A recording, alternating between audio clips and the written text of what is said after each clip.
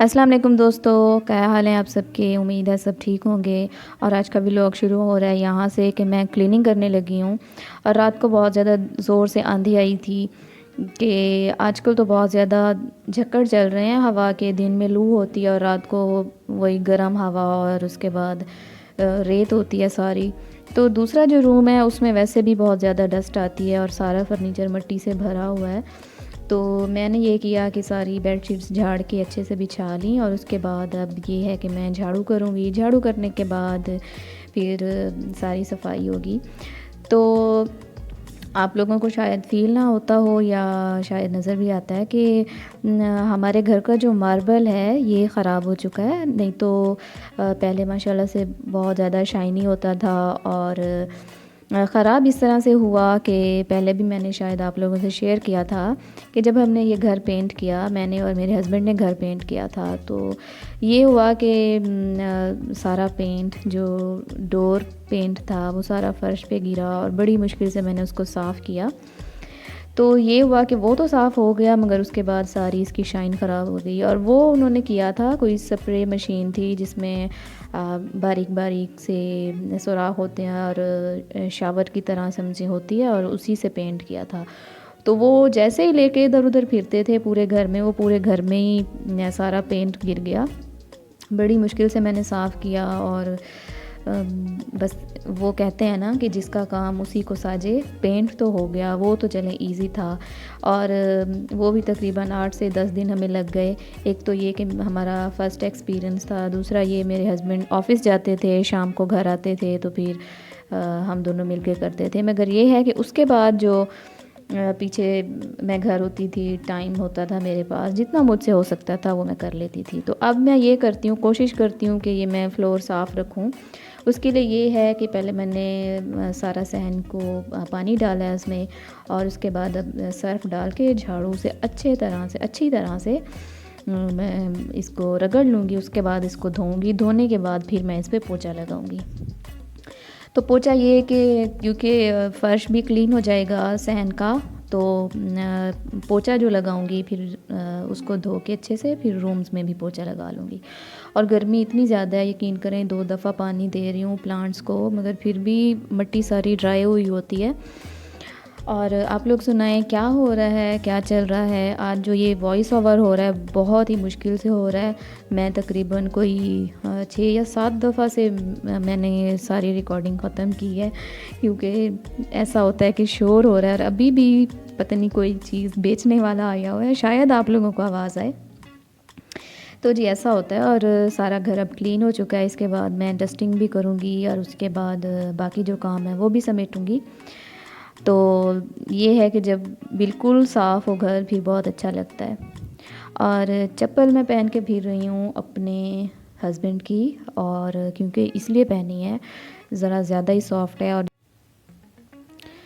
अच्छा, तो पोंछा लगाने के लिए मैं ये यूज़ करती हूँ डेटॉल का मल्टी सरफेस क्लीनर। तो बहुत ही अच्छा है। आप फ़िनाइल यूज़ करते हैं तो मुझे कुछ ख़ास उसका रिज़ल्ट अच्छा नहीं मिला। हाँ, ये है कि जरासीम उससे ख़त्म होते हैं मगर इससे भी ख़त्म होते हैं।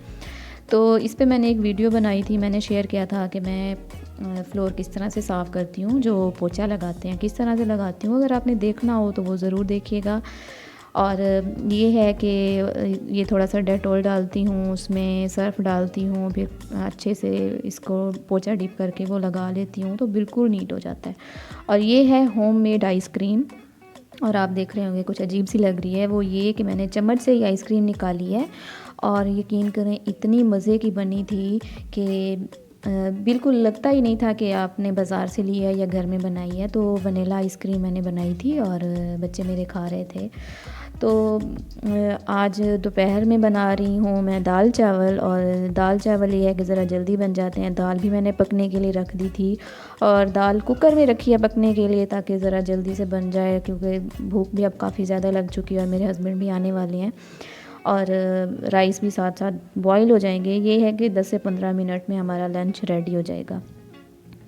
तो राइस में मैंने थोड़ा सा नमक डाला है और मैंने इसमें आधा टीस्पून से थोड़ा सा ज़्यादा, यूँ समझें कि 1 टीस्पून मैंने इसमें डाला है ऑयल का।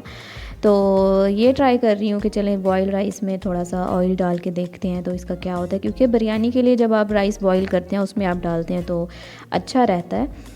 तो अब मैंने इसमें बॉयल राइस में डाला है, और उसके साथ जब भी मैं दाल चावल बनाती हूँ इसी तरह से बनाती हूँ कि एंड में मैं 1 टेबलस्पून ऑयल लेती हूँ, और साथ ये गोल वाली लाल मिर्च और ज़ीरा इसको मैं कड़कड़ा के और इसमें मैं डाल देती हूँ राइस में। तो इसका जायका टोटली चेंज हो जाता है, आप लोग ये ट्राई कीजिएगा, तो बहुत अच्छा बनता है। बाकी हर किसी का अपना मेथड होता है, हर कोई माशाल्लाह से बहुत ही ज़्यादा एक्सपर्ट है, इसी वजह से मैं कुछ ज़्यादा रेसिपीज़ अब शेयर नहीं करती।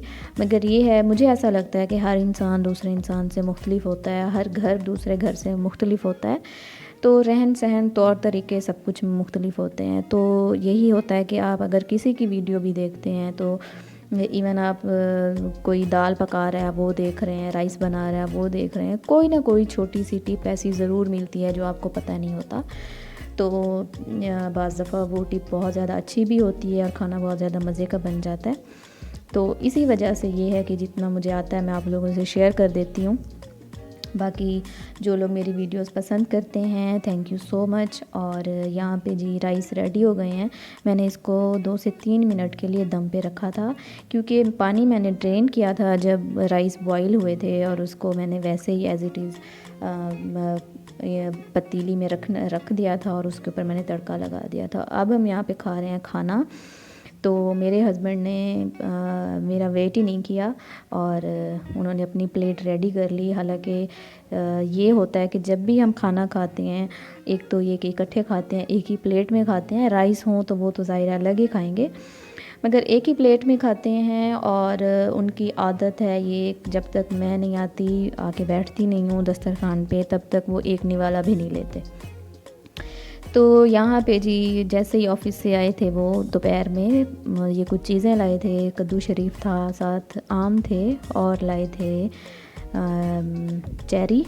तो चेरी जो है मैं आपको दिखाती हूँ, पिछले दिनों जो लाए थे हमारे घर में आई थी, तो बहुत ज़्यादा अच्छी थी, मज़े की थी और मीठी भी ज़्यादा थी। ये बस 100 थी, तो बस होता है, थोड़ा सा डिफरेंस होता है। और मेरे बेटे ने बहुत कम खाई, बड़ी मुश्किल से ज़बरदस्ती मैंने उसको खिलाई।